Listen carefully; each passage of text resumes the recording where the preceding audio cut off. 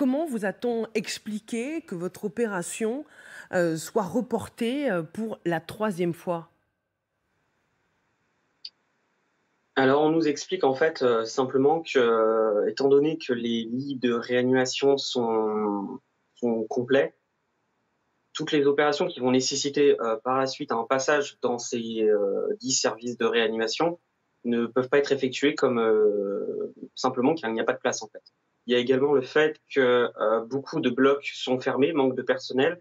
À l'hôpital neurologique de Lyon, il n'y a par exemple qu'1 tiers des blocs ouverts, c'est-à-dire 3 sur 9. C'est pour ces raisons qu'on ne peut pas opérer en fait des personnes qui ont des problèmes trop graves. Et est-ce que vous avez, désormais, une date pour votre opération? Alors oui, j'ai, la date du 11 février qui, on espère, ne sera pas encore, déprogrammée. Quand vous voyez, Tristan, Raymond, que certains font le choix de ne pas se faire vacciner et que ce sont les non vaccinés, qui sont majoritaires en service de réanimation, comment vous le vivez? Comme je l'ai dit, encore une fois, je pense pas avoir de colère envers des personnes. Je trouve ça, dommage parce que c'est bien sûr quelque chose que l'on pourrait éviter. Après, c'est aussi pour ça que j'essaye de témoigner, aujourd'hui et les jours précédents. C'est pour que les personnes, réalisent, on va dire les conséquences de leur choix et peut-être que s'ils m'écoutent, que certaines, personnes arrivent à peut-être éventuellement reconsidérer leur choix. Vous faites preuve d'une grande retenue, d'une grande, dignité. Vous nous dites: «Je ne suis pas en colère contre quelqu'un, je suis en colère contre la situation». Mais comment ça se passe pour vous, au quotidien, dans l'intervalle, puisque vous devez attendre le 11 février pour pouvoir être opéré? Alors au quotidien, j'essaye simplement de me reposer parce que je suis assez fatigué du fait de l'arrêt de certains traitements en attendant, l'opération. Donc je me repose, j'essaye de m'occuper comme je peux. Je peux effectivement pas travailler, donc je suis dans l'attente.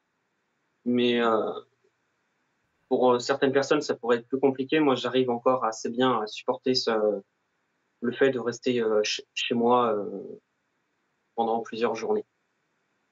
On imagine que vous faites, confiance à votre, chirurgien qui a décidé, d'acter cette date du 11 février. Mais comment on arrive à rester, serein dans une telle situation? Parce que, votre situation est grave et on a du mal à comprendre aujourd'hui comment votre cas peut être classé dans les opérations non urgences qui «méritent» entre guillemets d'être reportées. Alors oui, effectivement, c'est pas simple d'accepter la situation. On a toujours en tant que patient cette peur par rapport à ce qui nous arrive parce qu'on n'est pas médecin, qu'on n'a pas toutes les données, que ça reste aussi des maladies qui restent assez graves. Mon neurochirurgien est effectivement, très, impliqué dans mon suivi. On a communiqué plusieurs fois. Il me rassure sur l'état actuel de ma tumeur. Heu, Elle est, considérée comme, non urgente pour l'instant car, heu, bien qu'elle fait, quelques petits centimètres, elle peut encore, se permettre de on peut encore se permettre d'attendre encore un petit peu avant de pouvoir opérer sans qu'il n'y ait trop de complications. Mais effectivement, pour certaines maladies comme les cancers, où on voit, plusieurs, patients qui voient leur traitement, chimiothérapique, radiothérapique ou même d'immunothérapie annulé, dans ces cas-là, ça devient beaucoup plus, grave parce qu'il y a des pertes de chance, réellement importantes. Alors, j'imagine que vous faites, des examens, des IRM, régulièrement, pour, suivre l'évolution, au quotidien de votre maladie. Vous discutez avec votre chirurgien. Vous nous dites que vous craignez que cette date du 11 février, ben, soit, encore reportée. Que vous disent les médecins? Combien de temps vous pouvez tenir, comme ça, à attendre d'être opéré? Alors, pour l'instant, à la date du 2 février, d'après encore une fois les dires de mon neurochirurgien auquel j'ai entièrement confiance, dans mon cas, ça ne devrait pas poser trop de problèmes pour on n'est toujours pas à l'abri d'une évolution plus rapide que prévu. Mais néanmoins, dans mon cas, ça ne devrait pas être trop un problème. Néanmoins, s'il y a encore une fois un report, ça pourrait commencer à devenir plus problématique. Mais oui. Tristan Rémond, depuis le début de cette émission, on parle beaucoup des non-vaccinés qui se retrouvent en service de réanimation. Et votre situation, c'est l'une des conséquences concrètes de la saturation des services de réanimation.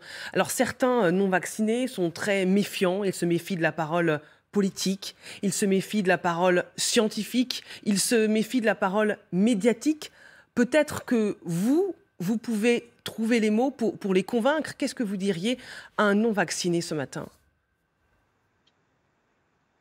Déjà, je dirais que tous les vaccinés ne sont pas forcément anti quelque chose. Il y en a beaucoup qui ont peur, qui ne comprennent pas comment se passent les choses, qui n'ont pas forcément de connaissances particulières, qui ont tout simplement peur, qui ont des doutes.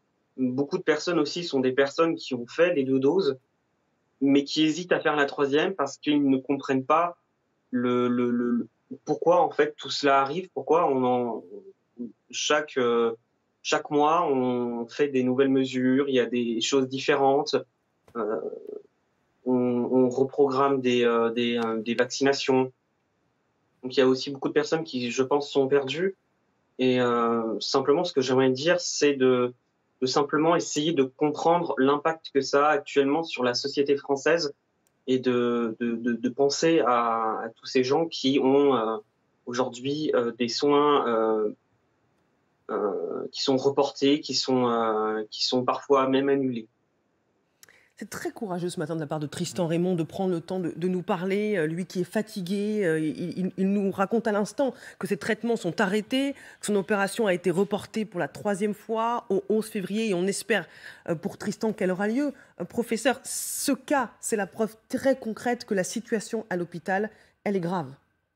Oui, on pourra rediscuter de la situation hospitalière. Ce que je retire de ce message plein de dignité, c'est que finalement, même le patient qui en paie le prix en ayant une opération repoussée 3 fois, n'a pas d'animosité vis-à-vis des non-vaccinés, alors qu'il serait encore mieux placé que les soignants. Et vous voyez, ça rejoint la discussion que nous avons eue. Est-ce qu'on va trier les patients en disant les non-vaccinés, on les laisse de côté? On voit bien que la réalité est que c'est pas comme ça que ça se passe. Et ni les soignants, ni même ceux qui en payent le plus gros tribut n'ont de rancœur à l'égard des non-vaccinés.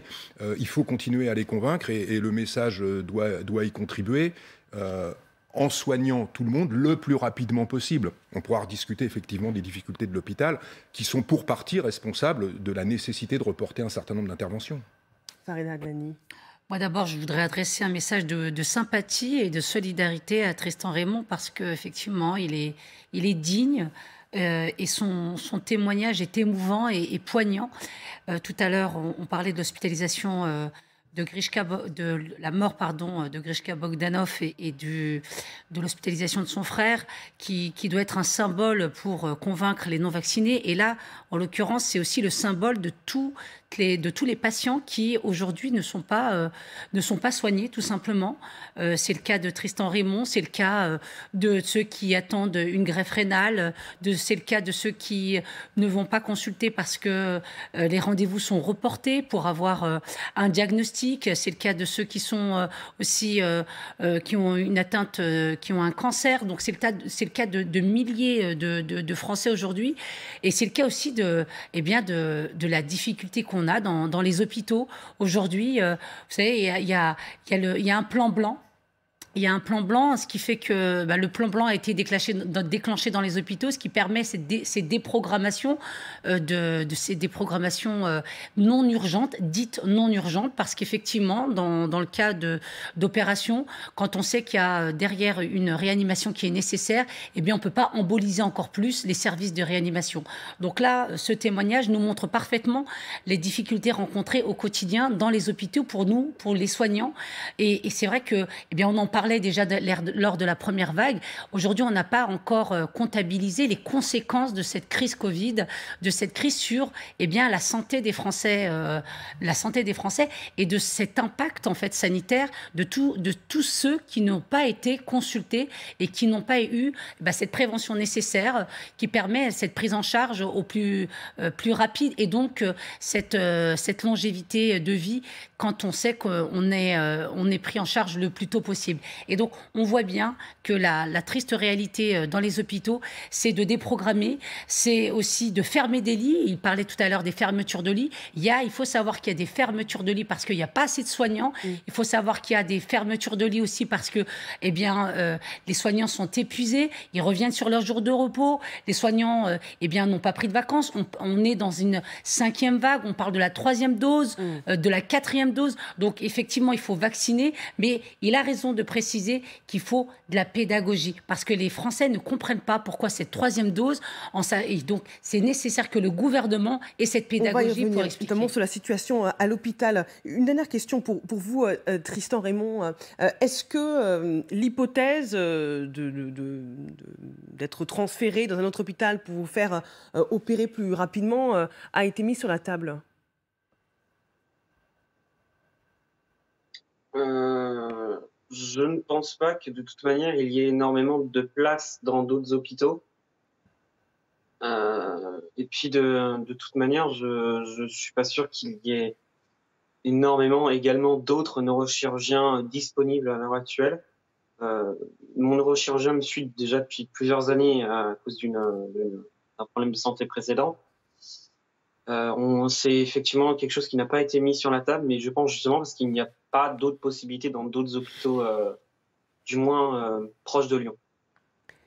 Merci beaucoup, Tristan Rémond, d'avoir témoigné en direct sur LCI. On vous souhaite bon courage et on salue votre dignité, car votre témoignage, je l'espère, fera peut-être réagir ceux qui hésitent encore à se faire vacciner. Merci beaucoup d'avoir pris le temps.